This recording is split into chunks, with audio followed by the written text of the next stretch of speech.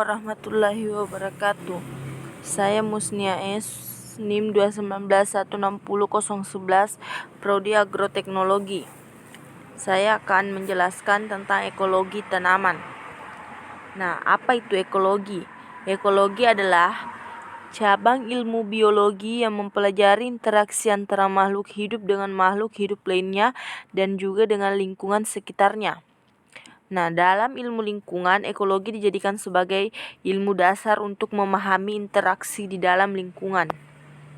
Nah, ekologi dalam ekosistem terbagi atas 3, yaitu ekosistem air tawar yang merupakan suatu ekosistem dengan habitat yang sering terdapat air tawar yang kaya dengan mineral dan pH sekitar 6. Kondisi di permukaan air tidak selalu tetap kondisinya.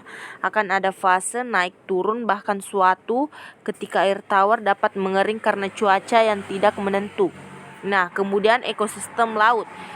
Ekosistem laut ini juga bisa disebut ekosistem bahari karena ekosistem yang terdapat di perairan laut terdiri atas ekosistem perairan dalam, ekosistem pantai pasir, dangkal, litoral, dan ekosistem pasang surut. Nah, kemudian ekosistem terestrial, yaitu ekosistem yang berada di daratan, lingkungannya ditentukan oleh suhu dan curah hujan. Nah, ekosistem terestrial ini juga memiliki perairan sebagai pelengkap ekosistemnya. Nah, adapun contohnya, ini adalah gambar ekosistem air tawar dan gambar ekosistem laut dan ekosistem terestrial. Nah, ekosistem dan gangguan ekosistemnya. Ekosistem merupakan adalah hubungan timbal balik antar komponen hidup dan tak hidup. Komponen hidup meliputi produsen, konsumen, dan penguraian. Sementara itu komponen tak hidup merupakan benda tak hidup. Ekosistem dikatakan seimbang jika komposisi komponen seimbang, apalagi bila salah satu tidak ada keseimbangan ekosistem, maka ekosistem ini akan terganggu. Nah, gangguan ekosistem itu ada 3.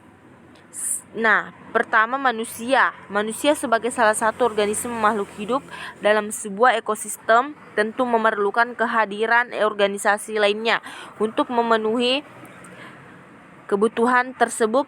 Maka manusia sejumlah kegiatan yang justru berperan sebagai kerusakan lingkungan, bukan memperbaiki lingkungan.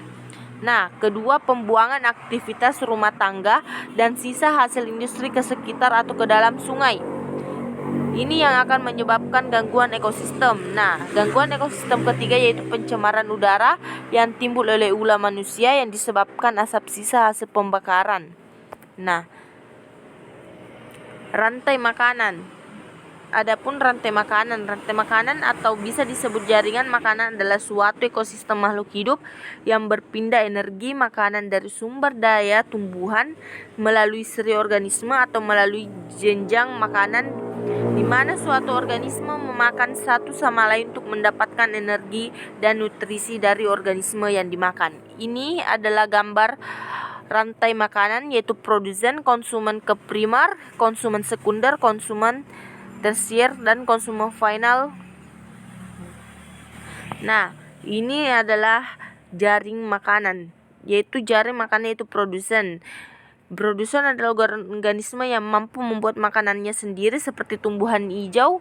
Nah, keberadaan produsen ini tidak bergantung pada ketersediaan makanan namun keseimbangan alam, sehingga produsen tidak memakan makhluk hidup lain tapi dimakan oleh makhluk hidup lainnya. Nah, konsumen satu merupakan pemakan produsen atau tumbuhan dan biasanya disebut dengan konsumen herbivora, contohnya seperti sapi, kelinci, kerbau, dan lain-lain sebagainya. Nah, konsumen kedua atau sekunder yang kemudian disebut juga konsumen tingkat 2 ini, konsumen ini merupakan makhluk hidup yang makan dari konsumen tingkat pertama, yakni konsumen tingkat 1. Konsumen sekunder biasanya hewan karnivora. Nah, dekomposer atau penguraian ini adalah organisme yang memakan organisme mati dan produk-produk limbah dari organisme lain. Penguraian membantu siklus nutrisi kembali ke ekosistem lainnya. Dekomposer membuat tanah kaya dengan menambahkan senyawa organik dengan itu atau memakan daging. Sekian dan terima kasih. Assalamualaikum warahmatullahi wabarakatuh.